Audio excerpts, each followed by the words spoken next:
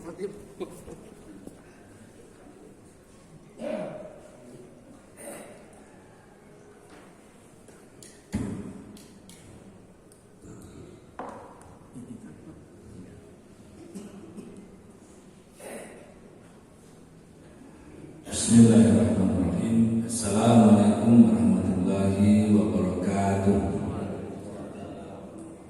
Saya doakan semoga kita semua sehat walafiat, murah rezekinya, sehat badannya, bahagia hatinya, harmonis keluarganya, dan sejahtera hidupnya. Para jemaah salat subuh Masjid Nurul Ikhlas yang insya Allah dimuliakan oleh Allah Subhanahu Wa Taala, kita sudah sampai kaji kita pada halaman 91 ya, dengan memakai kitab yang berjudul Fikih Muamalah, Konsep dan Praktek, yang ditulis oleh Buya Dr. Ibnu Syah dan saya sendiri ya. Kita sudah membahas beberapa akad-akad sebelumnya seperti rahan, jualah, dan pagi ini kita masuk kepada akad kafalah ya.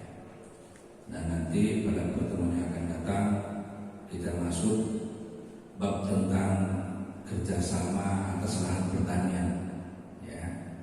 Kita akan bahas musyawarah, mukhabarah dan lain-lain, musyawarah. Nanti setelah itu ya, setelah urusan pertanian baru kita bicara tentang uang dan kredit. Nah, bagaimana fikihnya kredit ya. Nah, fikihnya kredit yang dibolehkan ya. Kita bahas panjang juga itu, baru kita bahas tentang riba. Riba ini cukup panjang penjelasannya ya, karena ini yang paling berbahaya saat ini, yang namanya pinjol ya, pinjaman online. Kelihatannya mudah gitu ya, memang paling mudah dapatnya. Pinjam tetangga belum tentu dikasih, diomelin gitu ya. Jadi kalau pinjam dengan pinjol cuman suruh syaratnya KTP, foto wajah, udah cair ya. Ini yang paling berbahaya sekarang ini. Banyak orang terjerat dengan pinjol ya. Dan pinjol itu luar biasa ya. Uang yang beredar di pinjol itu luar biasa, dan membuat orang stres juga luar biasa ya. Karena orang sekali pinjol, dia dari lubang tutup lubang. Untuk menutup utang di pinjol A, dia pinjam di pinjol B. Belum selesai utang di pinjol A, untuk menutup utang di pinjol B, dia utang di pinjol C. Karena sudah saya hitung hampir 500 perusahaan pinjol di Indonesia. 500.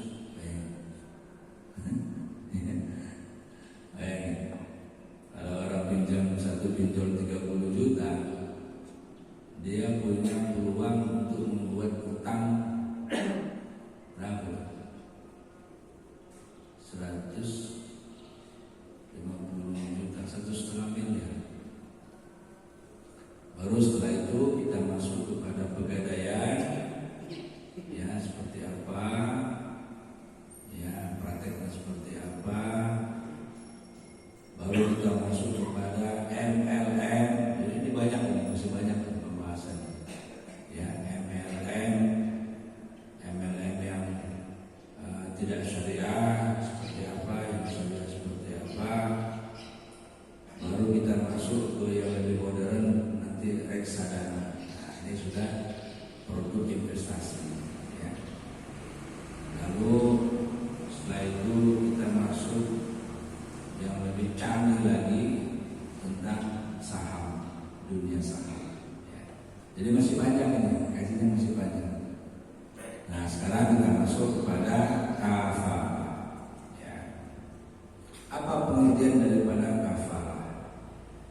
Menurut pengertian bahasa, kafalah ini bermakna doman atau iltizam, yang artinya jaminan atau tanggungan. Kafalah itu tanggungan, jaminan, ya.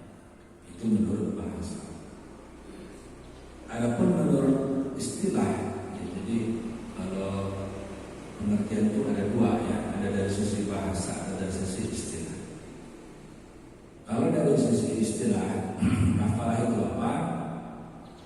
Kafalah itu adalah iltizamu hak sabitin fi zimmati ghairihi atau ihdaru man alaihi hak li ghairihi. Ya.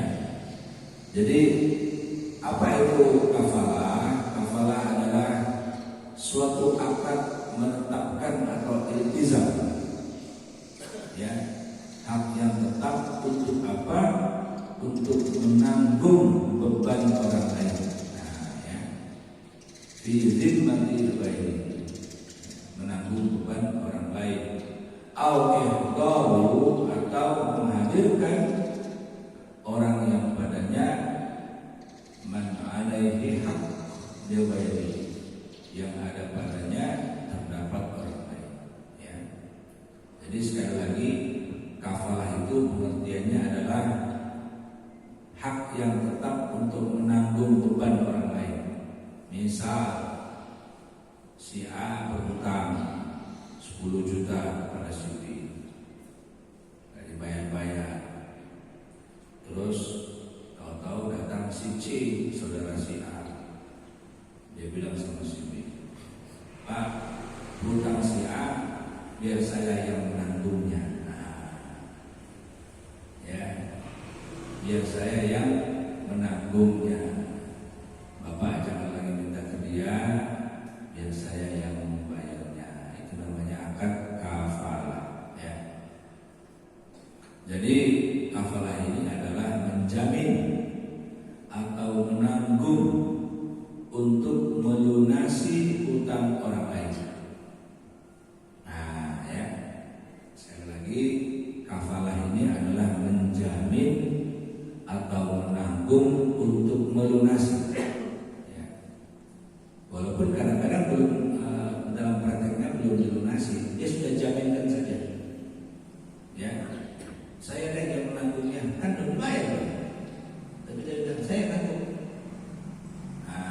Nanti ini banyak persoalan-persoalan yang ada di kehidupan kita sehari-hari, ya. Atau menghadirkan pada tempat yang ditentukan, ya. Atau kita hadirkan orang yang akan kita tanggung, ya. Jadi ada dua penjaminan itu, ya. Ada penjaminan saya tanggung dia, ya. Ada yang saya menanggung hutang dia, ya. Nah, dalam prakteknya kafalah ini dapat dipraktekkan pada jaminan hutang, ya. Karena masalah hutang berhutang ini luar biasa, ya. Gara-gara hutang seseorang bisa musuhan. Gara-gara hutang tetangga bisa berantem.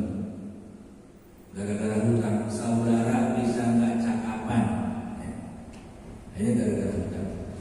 Makanya hutang dalam agama kita ini betul-betul diperhatikan, ya. Betul-betul diperhatikan.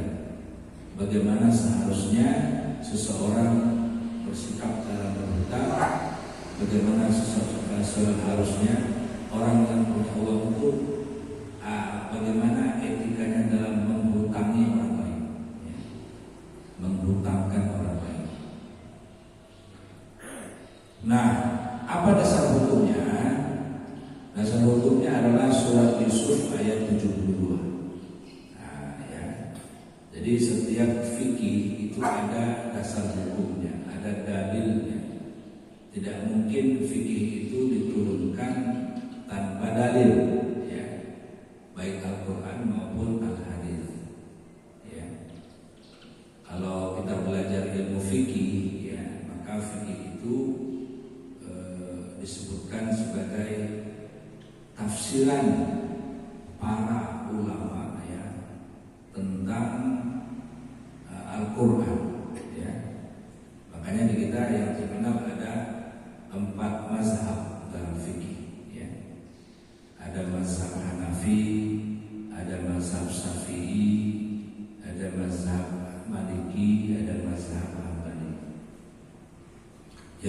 anut sekarang di Indonesia adalah mazhab Syafi'i. Ya. Kalau Malaysia masih Syafi'i, Thailand masih Syafi'i, ya Asia Tenggara pada umumnya Syafi'i. Tapi lewat sedikit ke Asia Selatan, ya mulai dari India, Pakistan, Iran, Irak, ya. Nah, itu mulai mazhabnya Hanafi. Ya. Jadi itu kalau kita membahas tentang fikih.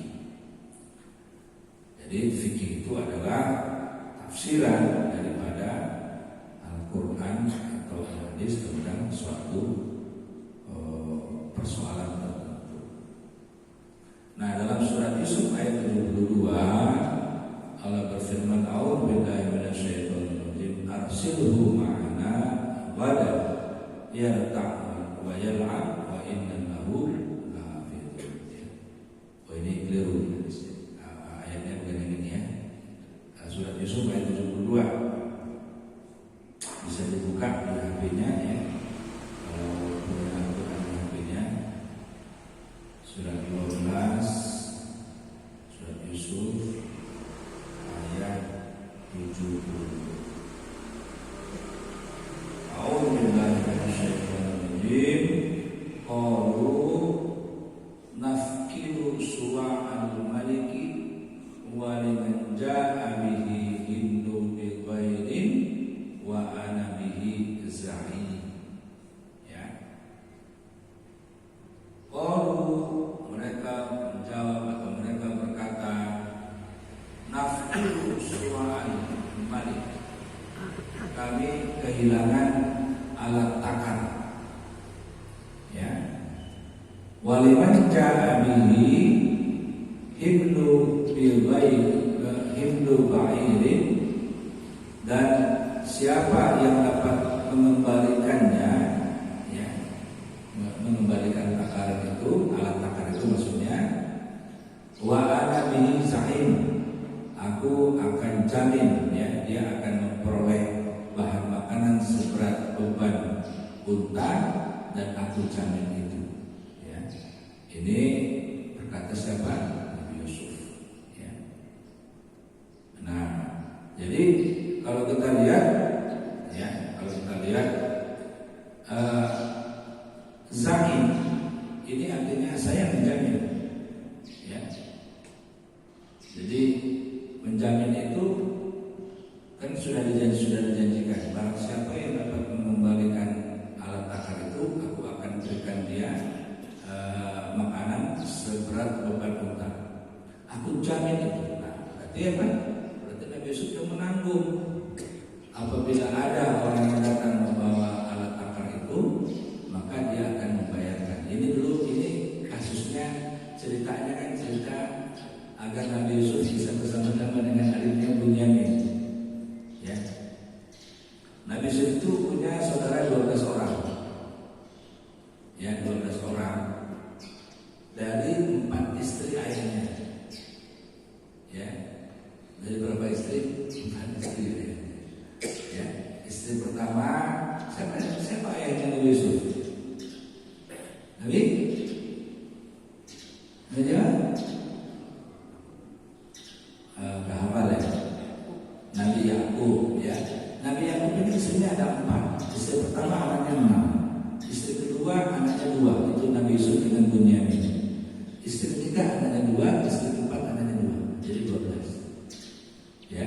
Nah, yang satu ibu dengan Nabi Yusuf itu Bunyamin. Ya, adiknya. Dan ibunya Nabi Yusuf meninggal karena melahirkan Bunyamin. Jadi Nabi Yusuf itu sayang sekali dengan Bunyamin, termasuk Nabi Yakub sayang sekali dengan Bunyamin. Kenapa? Karena ibunya meninggal dunia karena melahirkan Bunyamin. Gitu ya. Nah, jadi itu ceritanya. Nah, masih banyak lanjutan yang tidak saya jelaskan ya. Jadi intinya Nabi Yusuf ingin supaya bersama-sama dengan Bunyamin dimasukkanlah takaran itu ke dalam tempat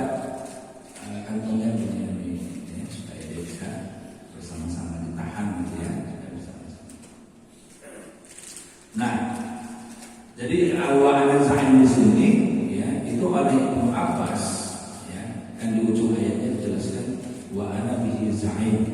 Ini oleh Ibnu Abbas itu dimaknai atau diartikan dengan penjamin.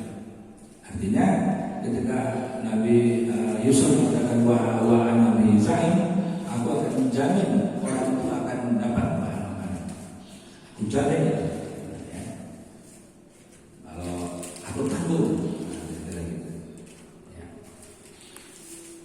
Nah, dalam sebuah hadis yang diriwayatkan oleh Salimah bin Al-Aqwa, ini hadisnya cukup panjang, ya. Saya bacakan artinya saja.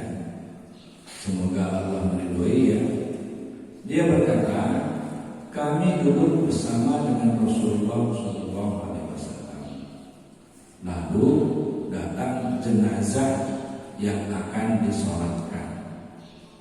Mereka para sahabat memohon kepada Rasulullah SAW agar sholat jenazah bersama dengan mereka. Jadi ada orang meninggal lewat dan Rasul, para sahabat minta Rasul untuk mendoakan. Rasul menjawab, apakah dia punya hutang? Rasul nanya dulu, apakah dia punya hutang? Jadi orang yang meninggal mau disolatkan, tanya dulu sama Rasul, apa dia punya hutang? Maka sahabat menjawab, tidak ada ya Rasul. Ya, jadi hutang tidak ada. Lalu Rasul tanya lagi, apakah dia meninggalkan sesuatu dari warisan? Artinya ada nggak hartanya? Ya, sahabat menjawab tidak ada ya Rasulullah. Jadi hutang tidak ada, harta tidak ada. Ya, ini orang miskin yang qanaah. Ya, orang miskin yang qanaah. Harta nggak ada, hutang nggak ada. Nah, gitu ya. Orang miskin yang qanaah. Ya. Lalu mendengar itu Rasulullah kemudian sholat bersama dengan mereka. Ya. Jadi Rasulullah mau untuk menerangkan itu. Ya, tidak punya hutang, tidak punya harta, disolatkan oleh Rasulullah. Ya. Nah, kemudian tidak lama datang lagi jenazah yang berikutnya. Ya, sama. Mereka minta Rasulullah SAW agar menyolatkan jenazah itu bersama-sama dengan mereka. Rasulullah bertanya lagi, apakah dia punya hutang? Nah, kata sahabat, ada. Rasul tanya lagi, apa dia meninggalkan harta warisan? Artinya ada nggak hartanya? Dia punya hutang, ada nggak hartanya? Sahabat menjawab, ada 3 dinar ya Rasulullah. Jadi dia meninggalkan harta 3 dinar, ya, dan itu cukup untuk membayar hutangnya. Nah, ini ya. Lalu Rasulullah pun sholat bersama mereka, ya. Nah, jadi yang kedua ini jenazah punya hutang, ada harta warisan yang bisa membayar hutangnya. Ya, makanya kalau ada jenazah meninggal, kan selalu ya ketika selesai disolatkan selalu barang siapa yang punya hutang piutang mohon datang kepada kami sebagai ahli waris. Supaya apa? Supaya ditunaikan. Makanya para jemaah sekalian kalau berhutang tuliskan dan usahakan ya, dan hendaknya istri kita tahu kalau kita berhutang. Ya. Makanya di berbagai lembaga keuangan baik bank ya maupun non bank itu yang namanya akad peminjaman itu ada tanda tangan istri ya sebagai ahli waris kita. Ya. Kenapa? Kalau kita meninggal, ahli waris tahu kita punya hutang. Bahaya kita meninggal istri nggak tahu punya hutang, tenang-tenang nggak dibayarnya hutang kita. Wah, celaka. Ya, celaka. Nanti kawan-kawan kita bahas mengenai hutang, ya, seperti apa bahayanya hutang yang tidak terbayar. Ya, di dunia aja kalau orang sudah terjerat pinjol, ya, itu stres. Ya, karena pinjol itu dia kalau nggak dibayar itu kita dipermalukan di hadapan teman-teman kita. Ya, jadi nomor handphone kita itu kan diminta sama dia. Lalu dia lihat siapa yang dia rekan-rekannya. Lalu dia beritahu, oh ini kawan kau sih, ini kita nggak bayar, dipermalukan. Ya.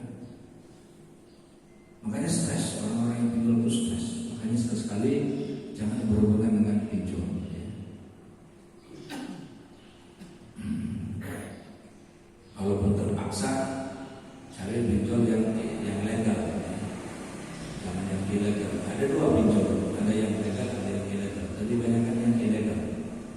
Kalau yang legal itu dia di bawah pengawasan OJK, Otoritas Jasa Keuangan. Itu ada kurang lebih 155 perusahaan. Tapi kalau yang ilegal, yang liar, itu ada kurang lebih 400-an.